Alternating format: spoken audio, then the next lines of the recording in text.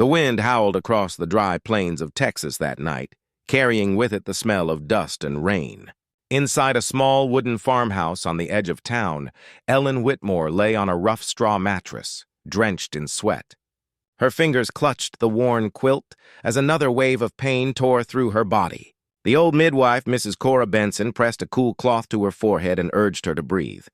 "Almost there, sweetheart. One more push," she whispered. Ellen obeyed, her voice breaking in a cry that was swallowed by the thunder outside. Then came the first wail, a fragile, beautiful sound.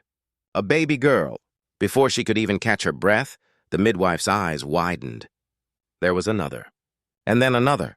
By dawn, 3 tiny cries filled the room. 3 identical girls, red-faced and squirming, wrapped in clean rags. Ellen looked at them with trembling hands, tears of joy spilling down her cheeks. "Triplets," she whispered, almost not believing her own words. 3 little blessings. But when the door creaked open and her husband Thomas stepped inside, the warmth in the room vanished like a candle snuffed out. His face hardened as his eyes fell on the 3 infants. Behind him, his mother, Agatha Whitmore, gasped as though she'd witnessed a curse. "Girls?" Agatha hissed. "All 3? Ellen tried to smile through her exhaustion. "Yes, Mother Whitmore. 3 healthy baby girls."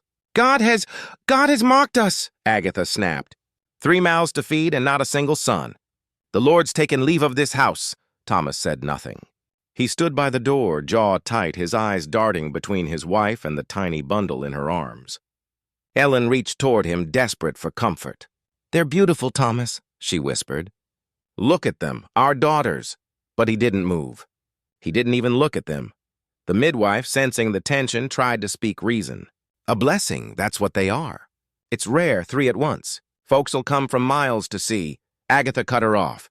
"You'll hold your tongue, woman.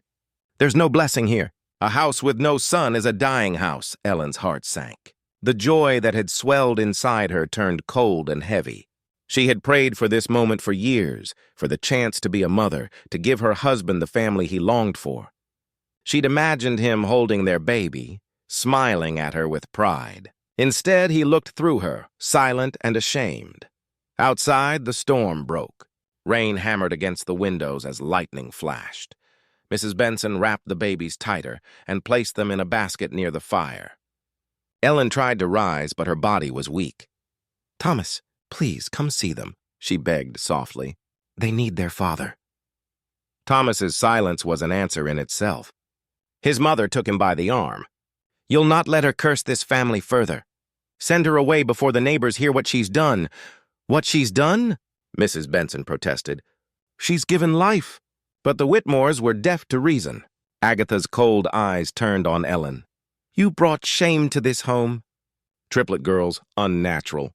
You'll take them and go before sunrise." The words cut deeper than any blade. Ellen looked at her husband one last time, hoping for mercy, for love, anything. But he wouldn't meet her gaze. Tears blurred her vision as thunder shook the roof. She pulled her babies close, pressing her lips to each tiny forehead. "Hush, my darlings," she whispered. "Mama's here." In that moment, she understood. The world she'd known had closed its doors to her. But as she cradled her daughters, a quiet strength rose within her. They were all she had now, and she would not let them be unloved. Outside, the storm raged on, but inside Ellen's heart, something stronger began to burn. The will to survive. The first gray light of dawn crept through the cracks in the shutters when Ellen awoke to the sound of whispering voices. Her body ached from childbirth, and the chill in the air bit through her thin gown.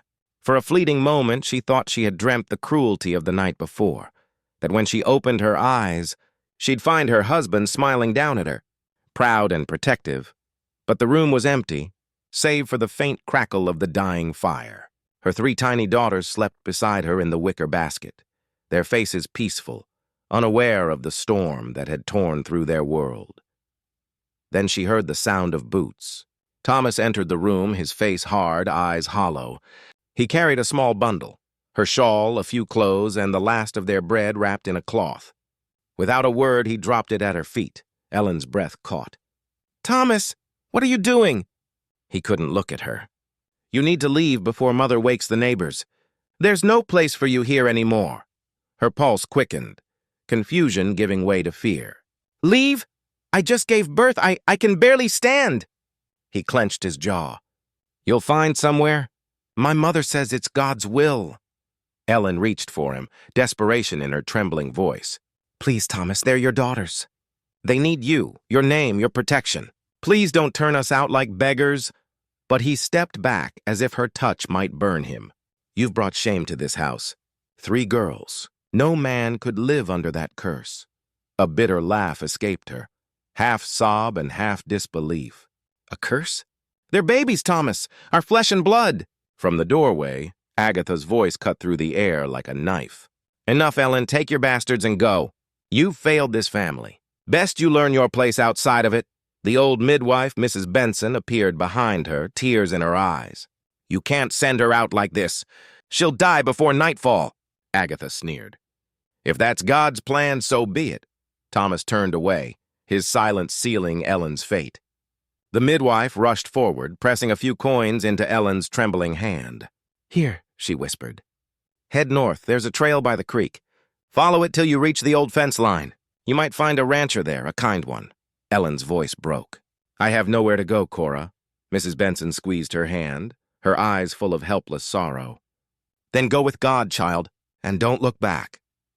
Ellen wrapped her babies in her only shawl, the fabric barely enough to keep them warm. She kissed each one gently, Clara, May, and little Rose, names she whispered through tears. Her heart shattered with every step toward the door. Outside, the air was sharp and cold.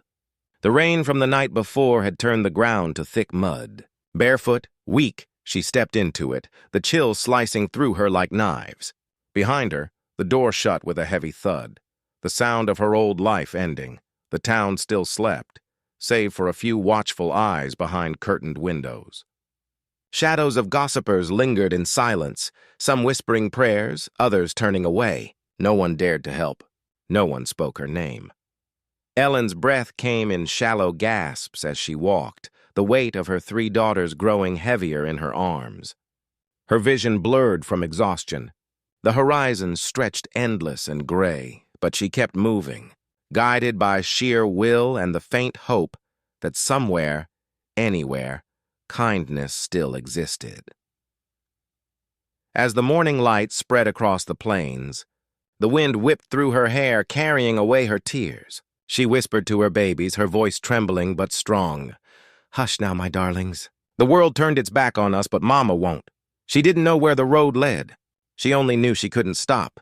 The cold bit deeper. The mud pulled at her feet. But her heart, though broken, refused to die, and somewhere beyond the rising mist, fate waited, in the form of a silent rancher who would soon find her collapsed by his fence line. The sun hung low, a pale disk behind a veil of gray clouds. The storm had passed, but the land was soaked and heavy, every breath of wind carrying the damp scent of earth. Ellen stumbled along a narrow trail that wound between barren cottonwood trees, clutching her bundled daughters close to her chest. Her feet were bare and torn. Her thin dress clung to her from the rain. Hours had passed since she'd left her husband's home. The midwife's directions, "Follow the creek north until you see the old fence line," echoed in her mind like a prayer. Her strength, already drained by childbirth, was fading fast. "Just a little further, my loves," she whispered to her babies, though she no longer knew if she spoke for them or herself. "Mama will find you a safe place." "She will." The triplets stirred weakly in her arms, soft whimpers escaping their lips. She tried to hush them, shielding their faces from the wind with her shawl. Each step was agony. Every breath burned. Her body screamed for rest, but fear kept her moving. Fear of freezing, fear of wolves, fear of dying before her children could live. By midday, she reached the edge of the creek. The water shimmered in the weak sunlight, and for a moment, she thought she saw movement across the bank, a figure on horseback. Her vision blurred, and she blinked to be sure. The rider was real. A tall man in a dark coat, his hat pulled low. He was moving slowly, scanning the horizon like someone used to solitude. Ellen hesitated. Her heart pounded in her chest. She didn't know if he was friend or foe. On this frontier, a lone woman could meet mercy or ruin. But when her knees gave way, she had no choice. She collapsed to the ground with a cry, clutching her babies tightly as darkness pressed at the edges of her vision. The sound of hoofbeats drew closer. The man dismounted without a word. His boots sank into the mud as he approached, moving with cautious purpose. He knelt beside her, and Ellen caught a glimpse of his face. A strong jaw, dark eyes that seemed both cold and kind at once. "Please," she managed to whisper, her voice breaking. "My babies. They're cold." The man said nothing. He looked at the shivering bundle in her arms, then at her pale, trembling face. His expression didn't change, but something softened in his eyes. Without speaking, he removed his heavy coat and draped it over her and the children. Ellen wanted to thank him, but her strength failed. She saw his hands, large, calloused, steady, lifting the babies one by one into the folds of his coat. Then she felt herself being lifted too, cradled as though she weighed nothing. Her last memory before the darkness took her was the faint scent of smoke and leather, and the rhythmic sound of his horse's gait as he carried them away. When Ellen opened her eyes again, she was warm. The crackle of a fire filled the small cabin, its orange light flickering across wooden walls. Her daughters lay beside her, wrapped in soft wool blankets. A faint smell of stew hung in the air. The man was there, sitting silently in a chair by the hearth, cleaning his rifle. He didn't look up when she stirred, but he spoke, his voice deep and rough, as though unused to speech. "You'll stay till you can stand again," he said simply. "Name's Clay Maddox." Ellen's eyes filled with tears. She had expected indifference, perhaps cruelty, but not kindness. "Thank you," she whispered, her voice trembling. He nodded once, still not meeting her gaze. "No need for thanks. Just rest," and so she did. For the first time since giving birth, Ellen slept without fear, her babies breathing softly beside her. Outside, the plains stretched endless and cold, but within that small, lonely cabin, warmth and silence became the first fragile seeds of something new.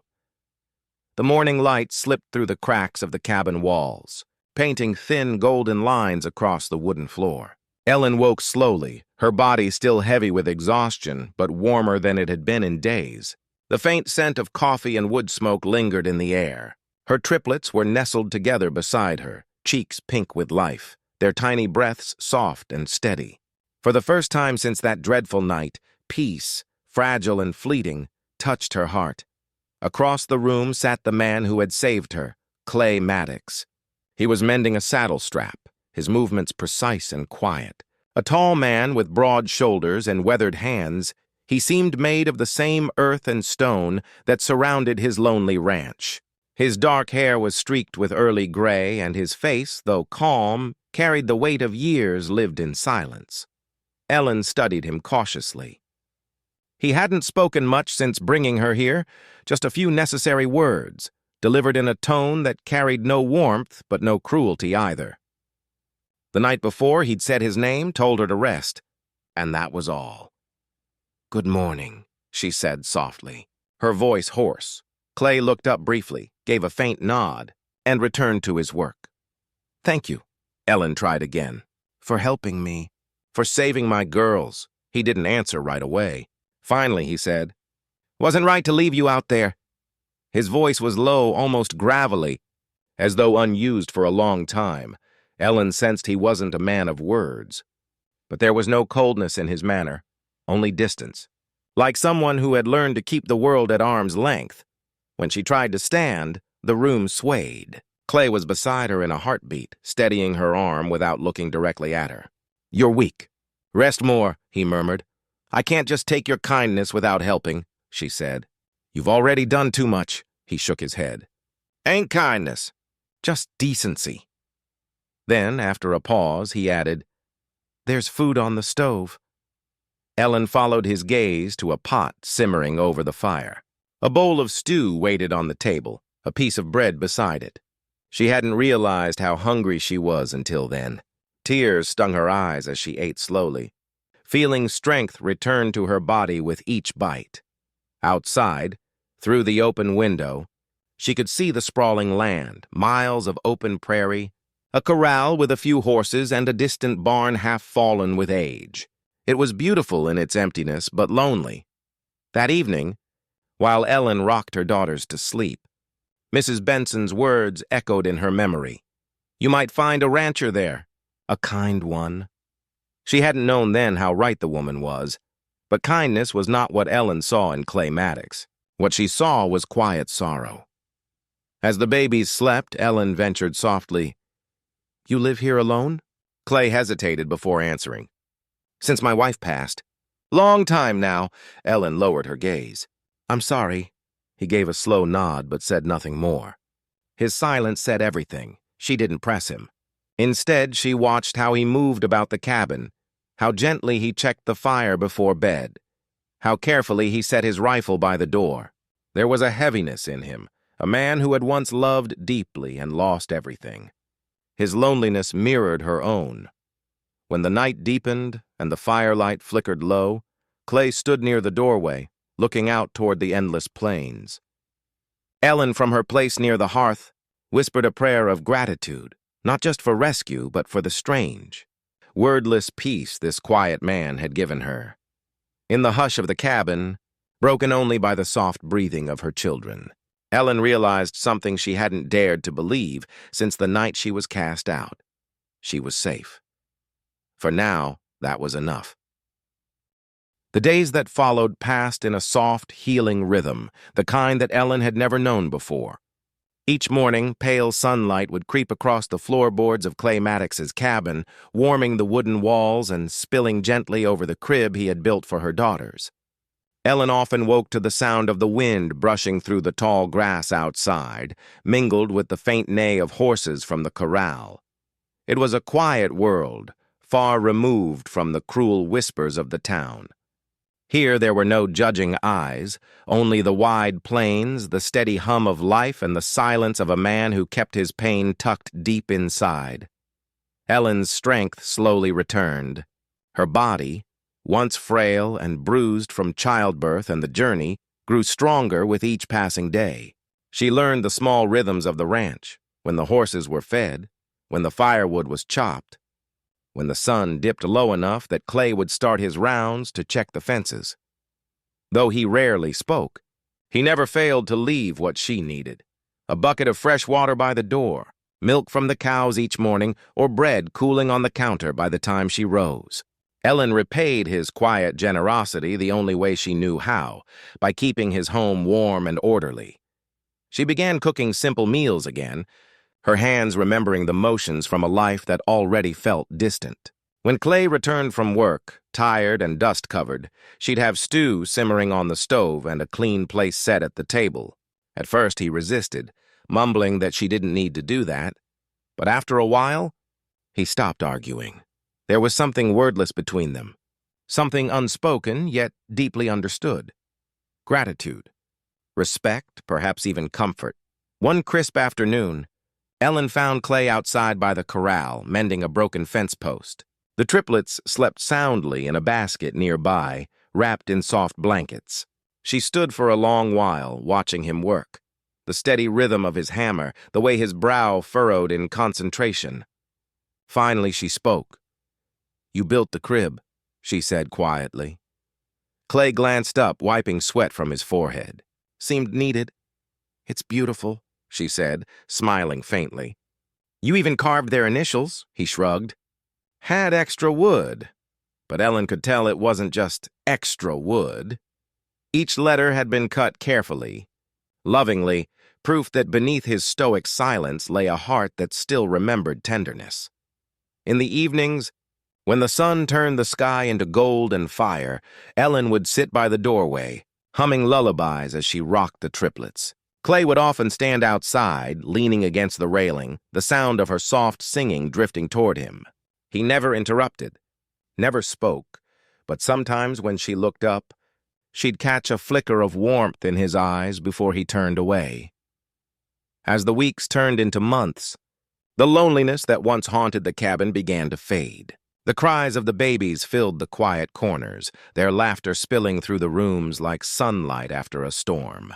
Clay started repairing things he'd long ignored: the sagging barn door, the leaky roof, even the small wooden porch that creaked when stepped on. It was as though Ellen's presence had breathed life into everything around him. Ellen herself began to smile again. She found joy in small things, hanging laundry beneath the wide blue sky, watching her daughters discover the world, or hearing Clay's boots on the porch at dusk.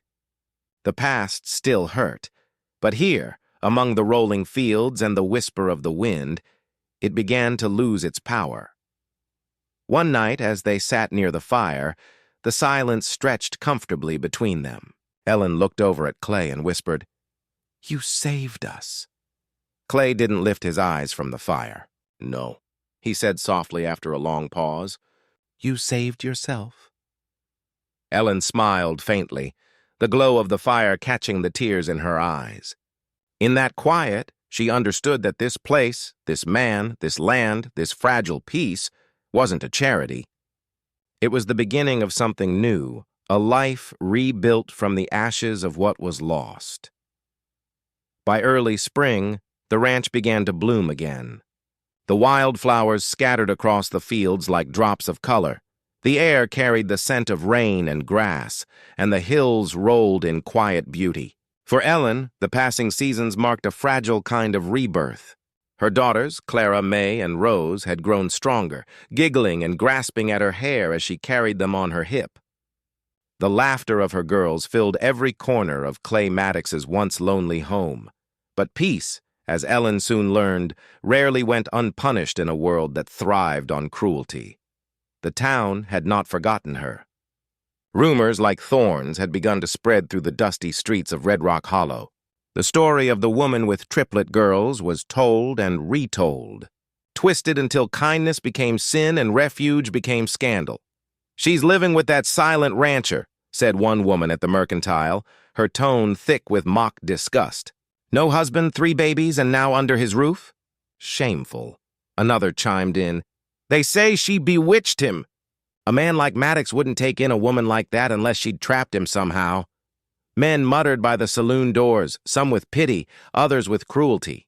"Maddox always was a fool for strays," one said. "Guess he's got a whole litter now." The poison of gossip travels faster than truth, and soon, even the preacher's wife whispered that Clay was harboring sin under his roof. Ellen didn't hear it at first. She stayed close to the ranch, tending to her daughters, milking the cows, and keeping the home that had become her sanctuary. But one morning, when she went into town to trade milk and eggs for supplies, she felt it. The silence when she entered the store, the way people's eyes followed her. Sharp and judgmental, Mrs. Dawson, the shopkeeper's wife, handed her the flour she'd come for without meeting her gaze. "You might want to find another place to trade, Mrs. Whitmore," she muttered coldly. "Some folks don't take kindly to your kind of situation." Ellen's cheeks burned. "My kind? You know what I mean."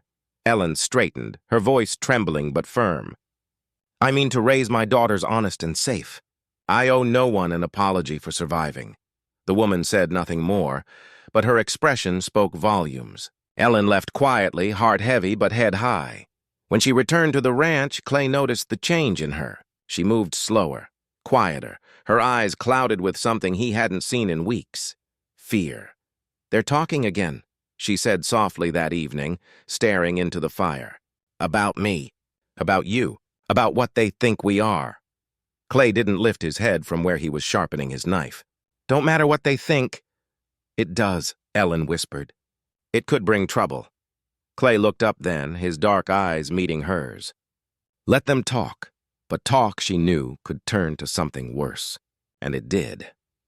A few days later, 3 men rode up to the ranch. They were locals, men who'd worked the saloon and fields, who carried the town's self-righteousness like armor. Their horses stopped by the gate, dust rising around them. One called out, "Maddox! You best send that woman away before she brings more shame to your land." Clay stepped onto the porch, rifle resting loosely in his hands. His expression didn't change.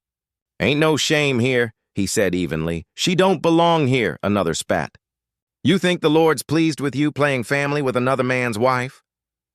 Clay's voice dropped, steady and cold. "You best ride off before you find out what pleases me." The men hesitated. Something in his tone, or maybe in the stillness behind his eyes, made them think better of it. They turned and rode off, muttering curses under their breath. Ellen stood behind him, clutching her shawl. Her heart ached with guilt. "You shouldn't have to defend me," she whispered. Clay turned to her, his gaze softening for the first time. "Ain't defending you," he said quietly. "Just protecting what's right." Ellen's eyes filled with tears. The world might still call her cursed, but here, on this lonely stretch of land, someone finally saw her as something else, worthy of standing beside. And though the gossip still lingered like smoke in the wind, its sting began to fade. Because now, Ellen understood that whispers could not break what was built in truth, and that sometimes the loudest courage came from a man who spoke very little at all. The first snow came early that year, silent and relentless, blanketing the plains in white and turning the open land into a world of ice and silence. The air grew thin and biting, and the wind that once carried the scent of grass now howled through the empty fields like a warning. For Ellen, Clay, and the three little girls, the season brought both beauty and peril. At first, the snow was a wonder to Ellen's daughters. They reached out tiny hands from the porch, giggling as flakes melted against their warm cheeks. Ellen smiled, wrapping them in woolen blankets Clay had traded for in town. For a moment, she forgot the world's cruelty. The ranch looked almost magical, smoke curling from the chimney, the frozen fields glittering under the pale sun. But winter on the plains is not kind, and soon the cold began to seep into everything, the wood, the walls, their bones. The days shortened, and the nights became long stretches of silence broken only by the wind rattling against the cabin. Clay kept busy, chopping firewood, checking the barn, and hunting what little game he could find. Supplies were running low, but he never complained. Ellen, too, worked tirelessly. She cooked what they had, rationed every scrap, and wrapped her girls close to her each night, whispering lullabies to drown out the storm's roar. Yet she could feel the creeping dread of hunger in her chest. The sacks of flour and beans grew lighter, and Clay's expression grew darker with each day that passed. Then, one night, Ellen noticed something far worse. Little May, the smallest of the three, began to cough, a dry, wrenching sound that shook her tiny body. At first, Ellen thought it was the cold, but by morning, May's skin burned with fever. Panic clawed at Ellen's heart. She pressed a damp cloth to the child's forehead, whispering prayers. "Hush, my darling. You'll be fine, Mama's here." But she knew fever in a baby could turn quickly, especially out here, far from town. Clay returned from checking the barn to find Ellen rocking May by the fire, tears streaking her face. He knelt beside her, feeling the child's burning skin. Their eyes met, hers pleading, his grim. "The medicine," she whispered. "We don't have any left," he nodded slowly. "Town's 2 days' ride, maybe less if I push hard." Ellen's voice trembled. "It's too dangerous. The snow hasn't stopped." "You'll freeze out there." Clay rose, already pulling on his coat. "I've ridden through worse." She grabbed his hand. "Please, Clay, don't. If something happens to you—" He looked down at her, silent for a long moment. Then he said, softly, but with a weight that stilled her breath, "No one's taking you away again. Not you, not them. I'll be back." Those were the first words of promise he had ever spoken to her, and they rooted deep in her heart. Before dawn, Clay saddled his horse and rode into the storm. The wind cut like knives and snow fell so thick it swallowed him from sight within minutes. Ellen stood at the window, clutching her daughters, praying with every heartbeat. The days that followed blurred into one long, cold vigil. The fire burned low, the cabin grew dim, and Ellen sang softly to keep herself from breaking. "Hold on," she whispered to May. "He'll come back." He always keeps his word. When the third day came, a shadow appeared through the snow. Clay, half frozen, his coat crusted with ice. He stumbled through the door, a small bottle of medicine clutched in his gloved hand. His lips were blue, his fingers raw, but his eyes burned steady. Ellen cried as he placed the medicine in her hand. "You came back," she whispered. "Told you I would," he said simply. His voice rough with cold. She tended to May through the night, feeding her tiny drops of the fever tonic until the child's breathing eased. When the fever finally broke, Ellen wept with relief. Clay slept slumped against the wall. exhaustion written deep into his face. As dawn broke, Ellen looked at him, this quiet, stubborn man who had braved death for her and her daughters, and realized that somewhere between the storms and the silence, her heart had found its home. Spring came slow to the plains that year. The snow melted reluctantly, revealing muddy fields and broken fences beneath. The land stirred with new life, buds on the trees, the hum of bees, and the distant call of meadowlarks. Inside Clay Maddox's cabin, laughter had returned too. Ellen's daughters had survived the winter, and now they toddled about the porch, chasing sunlight and each other, their tiny shoes leaving prints in the damp earth. Ellen watched them with a soft smile, her heart full. Each day on the ranch had begun to feel like belonging. She cooked, cleaned, tended to the animals, and helped Clay mend the fences. He never said much, but his silence no longer felt distant. It felt steady, grounding, safe. Sometimes she'd catch him watching the girls play, a flicker of something like pride crossing his face before he turned away. For the first time since she'd been cast out, Ellen allowed herself to hope. Maybe, just maybe, the world had given her a second chance. But peace rarely stays long when the past still remembers your name. It was late afternoon when Clay returned from town, his expression unreadable. "You've got a visitor," he said quietly, setting down his hat. Ellen's hands froze on the washboard. "A visitor?" Clay's gaze was steady but troubled. "Your husband, Thomas Whitmore," her breath caught. The world seemed to tilt. He's here?" Clay nodded once. "Down by the gate." Ellen felt her heart pound painfully in her chest.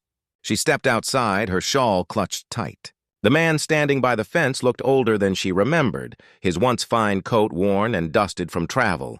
His eyes, though, were the same, cold, sharp, and restless. "Ellen," Thomas said, forcing a smile that didn't reach his eyes. "You've made quite a life for yourself here." Her throat tightened. "Why are you here, Thomas?"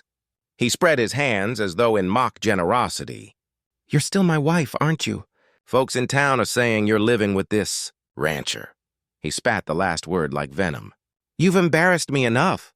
Ellen stood straighter, her voice calm but firm. "You cast me out. You told me to go." His expression hardened. "I was angry." "You know how my mother gets. I shouldn't have said the things I did." "You didn't just say them," Ellen whispered. "You meant them." Thomas glanced toward the cabin, his lip curling. "I'll take the girls. They're mine by law. You can come home if you wish, but that man's hospitality ends here." Before Ellen could respond, a shadow moved behind her, Clay. He stood at the porch, silent as ever, his rifle resting easily across his arm. His presence alone was enough to still the wind. Ellen turned slightly, her voice trembling but strong. "These girls are mine. You lost the right to call yourself their father when you turned us into the cold." Thomas sneered. "You think this man's going to protect you?" "He doesn't even talk." Clay stepped forward, his voice quiet but cutting through the air like steel. "She's not leaving. Neither are those girls." Thomas blinked, startled. "You think you can keep another man's wife?" Clay's gaze didn't waver. "I don't keep what doesn't want to stay, but I'll protect what's here." Ellen's eyes filled with tears, not of fear, but of gratitude. For once, someone stood beside her, not above her. Thomas's face twisted in anger. "You'll regret this, Maddox." Clay didn't move. "Already been through worse." Something in his tone made Thomas falter. He looked between them, Ellen's steady defiance and Clay's silent strength, then turned on his heel, mounting his horse without another word. As he rode off down the trail, the tension in Ellen's body broke. She turned to Clay, tears slipping down her cheeks. "You didn't have to do that," she whispered. He shook his head. "Didn't do it for thanks." She stepped closer, her voice trembling. "Then why?" For a long moment he said nothing. Then softly, he replied, "Because no one should ever make you feel unwanted again." Ellen's heart swelled with something wordless, a mixture of sorrow, gratitude, and something deeper she dared not name. For the first time, she realized that Clay's silence had never meant indifference. It was the language of a man who had seen enough pain to know that actions spoke louder than words. That night, as she held her daughters close, Ellen understood something vital. Her past no longer owned her. It had come knocking, and she had faced it without breaking. And beside her, in the quiet glow of the fire, the silent rancher had made her feel something she thought she'd lost forever. Safe. After Thomas's departure, the ranch seemed to exhale, a long, quiet release of fear and tension that had gripped the air for days. The wind softened, the horses grew calmer, and even the Triplet girls seemed to sense the peace returning to their small world. Ellen stood on the porch that evening, watching the golden sun sink behind the distant hills, its light spilling like honey over the land. It felt as if the earth itself was forgiving her past, giving her a chance to begin again. Clay was out in the yard, repairing the fence post that Thomas's horse had splintered on his way out. His movements were steady and sure, his broad shoulders framed against the dying light. Ellen watched him work, her heart swelling with a quiet gratitude that no words could capture. This man, silent, steady, and stubbornly kind, had done more for her and her daughters than anyone ever had. That night, after the girls had fallen asleep, Ellen stepped outside. Clay was sitting on the steps, a mug of coffee in his hands, staring into the night. She hesitated, then joined him. For a long while, neither spoke. The crickets sang, and the stars shimmered above, distant and patient. "Thank you," she said softly at last. Clay turned his head slightly, his eyes catching the faint glow from the lantern inside. "You already did?" he replied. Ellen smiled faintly. "You mean when I burned your biscuits?" That rare, fleeting smile tugged at the corner of his lips. "Maybe that too." Silence stretched again, comfortable this time. The kind of silence that doesn't need filling. Then Ellen's tone grew more serious. "I used to think love was something loud. Something you had to prove every day with words and grand gestures. Thomas made me believe that quiet meant cold. That silence meant you didn't care." Clay looked out over the dark fields. "Silence just means you're listening," he said quietly. "Or trying not to break what's already fragile." His words sank deep into her heart. She turned toward him, the firelight flickering across her face. "You've never broken anything in me, Clay. You helped me piece it back together." He looked down, almost shyly, then stood and adjusted his hat. "Tomorrow I'll fix the roof on the barn. Spring storms will be coming soon." But Ellen heard what he didn't say, the emotion behind the simple promise of staying. Clay was not a man of many words, but his actions spoke in ways she'd come to understand. The way he'd ride through a blizzard for medicine, the way he'd shielded her from Thomas, the way he made space for her and her daughters without question. As the weeks passed, their life took on a quiet rhythm. Ellen tended to the garden and milked the cows each morning, the girls giggling as they chased after hens. Clay worked from dawn till dusk, mending fences, training horses, and carving small toys from wood for the children. In the evenings, they'd share supper by the fire, the girls nestled between them. Sometimes Clay would hum, just barely audible, a tune that Ellen didn't recognize but found strangely comforting. Slowly, the ranch became something more than shelter. It became home. One afternoon, Ellen found Clay by the corral, teaching little Lila how to hold the reins of a pony. The sight made her chest tighten. The gentle way his large hands guided her tiny ones, his patience endless. When he noticed Ellen watching, he gave a small, almost embarrassed nod, as if unsure what to do with the affection in her eyes. That night, after putting the girls to bed, Ellen found the courage she had long buried. She stepped close to Clay by the hearth and said quietly, "You've given me more than safety. You've given me peace. I didn't think I'd ever have that again." Clay looked at her, the firelight reflecting in his steady gaze. "You gave me something too," he said after a long pause. "What's that?" she asked. "A reason to come home." Ellen's heart stilled. And in that quiet moment, she realized she was no longer the woman who had been cast out and shamed. She was someone loved, deeply, silently, and truly. The night settled warm and gentle around them, and for the first time in years, Ellen knew she was exactly where she was meant to be. Summer rolled over the plains in a wave of golden heat. The fields shimmered beneath the sun, and the wind carried the scent of wildflowers and sage. Life on the Maddox Ranch had fallen into a gentle rhythm, early mornings, long days of work, and quiet evenings filled with laughter and peace. For Ellen and her daughters, the days no longer felt like borrowed time. They were living, truly living, in a home built from kindness, patience, and the steady heart of a man who once said little but had given them everything. The Triplet girls had grown into curious, bright-eyed toddlers, always underfoot, their laughter echoing through the barn and pastures. They followed Clay everywhere, tugging at his boots, bringing him flowers, and asking endless questions. He never shooed them away. Instead, he'd lift them onto his shoulders or show them how to feed the horses, his rough hands always gentle. Ellen often watched those moments with quiet awe. She'd once believed her daughters would grow up fatherless, never knowing what protection or tenderness felt like. Yet here they were, thriving under the care of a man who said little but meant everything. As the days lengthened, Ellen noticed something changing inside her too. The ache of her past, the rejection, the shame, the loneliness, no longer had power over her. In its place bloomed something soft but strong. Love.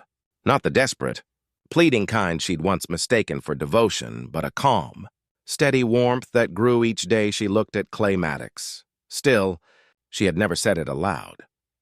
One evening, after a long day of harvest work, Clay sat on the porch cleaning his tools. The sun dipped low, casting the world in amber light. Ellen stepped outside, wiping her hands on her apron, her heart beating faster than she wanted to admit. "Clay," she began softly. He glanced up, his eyes warm, waiting. "I need to say something," she continued, her voice trembling slightly. "You've done so much for me and the girls. You took us in when no one else would. You gave us food, a home, safety. I never thanked you properly." He set down his tools and leaned back slightly, studying her in the quiet way he always did before speaking. "Didn't do it for thanks," he said, the familiar phrase that had become his shield. But Ellen smiled, stepping closer. "I know you didn't. That's why it means more." The evening breeze stirred her hair, and for a moment neither spoke. Then she said softly, "When Thomas left, I thought I'd never trust a man again. Never feel safe. But you—" She paused, her throat tightening. "You've shown me what love truly looks like. It's not in words or promises. It's in everything you do." Clay's jaw tightened slightly, his eyes glimmering with emotion he didn't often show. He looked down, his voice rough. "I ain't much good with saying things, Ellen. Never was." She took another step closer, close enough to see the faint scar along his cheek, the one he never spoke of. "Then don't say them," she whispered. "Just hear mine." He looked up, meeting her gaze. "I love you." "Clay Maddox," she said, her voice firm, steady, and full of everything she had carried inside her for months. For a long heartbeat, he didn't move. The silence stretched between them, deep and electric. Then slowly he rose to his feet. He reached out, his hand trembling just slightly, and brushed a stray lock of hair from her face. His touch was careful, reverent, as though afraid she might vanish if he blinked. "I reckon," he said finally, his voice low and raw. "I've been loving you too. Just didn't know how to tell you." Ellen's breath caught. Tears filled her eyes, not from sorrow, but from the sheer, overwhelming relief of being seen, truly seen. He pulled her gently into his arms, holding her as the last of the sunlight melted behind the horizon. The triplets' laughter drifted faintly from inside, mingling with the evening wind. For the first time in her life, Ellen didn't feel like someone surviving. She felt like someone belonging. In that quiet embrace, with no grand gestures or fancy vows, their love finally spoke aloud, simple, honest, and forever.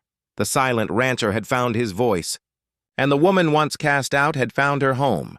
And as the stars rose over the wide, forgiving plains, it seemed that even the heavens were listening.